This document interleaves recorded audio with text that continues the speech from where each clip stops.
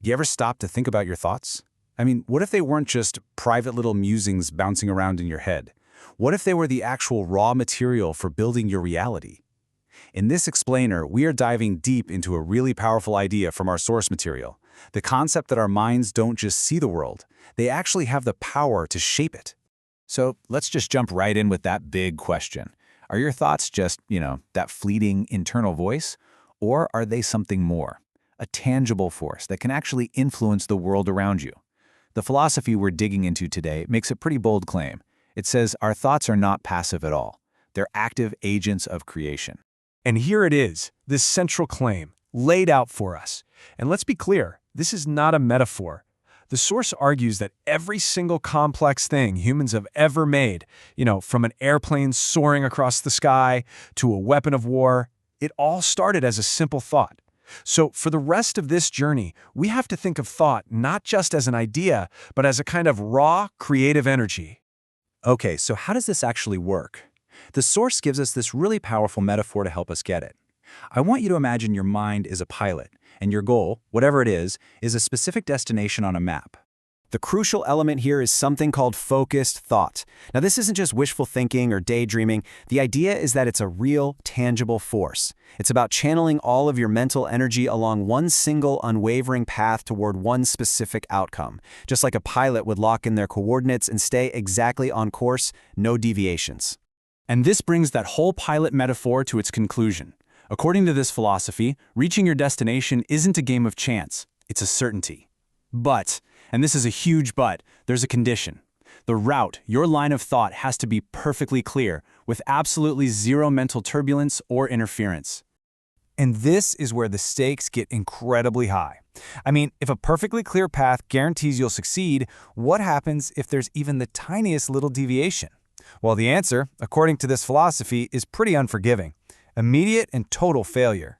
To really hammer this home, the source material uses some simple analogies.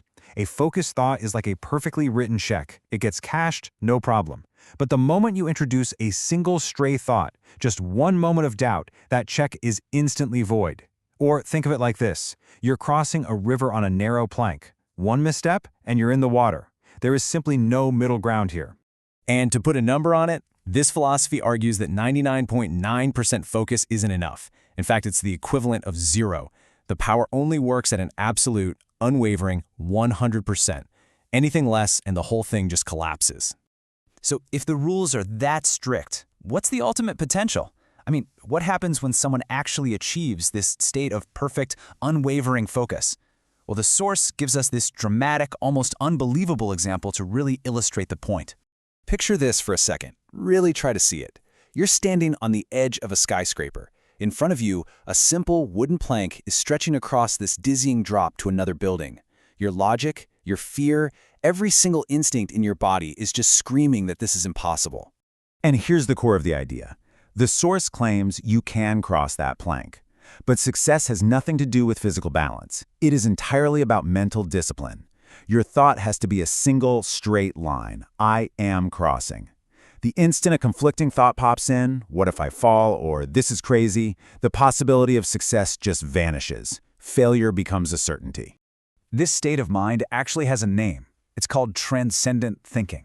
It's a state where your mind is operating on a totally different level, completely detached from that usual course of doubt, fear, and what we all think of as logical limits. It is just pure, focused intent. Okay, I know, this all sounds incredibly intense, right? Maybe even a little out of reach. But the source doesn't just leave us with these high-concept ideas. It actually gives us two practical principles for how to start cultivating this kind of focus in our own lives. So, the first principle is simple. Start small. Don't try to walk between skyscrapers on day one. Instead, practice this unwavering focus on smaller, more manageable goals. You gotta build that mental muscle. The second principle applies when you're aiming for something really big. It has to become your only goal. You have to eliminate all those competing desires and internal conflicts until that one single aim is all that's left. This final quote really ties it all together beautifully. The inner demons it talks about, those are the stray thoughts, right? The doubts, the fears, and according to this philosophy, you don't even have to fight them directly. Instead, when you achieve that true, single-minded focus on a goal, there's just no room left for them to exist. They retreat all on their own. So, we'll end with a question for you to think about.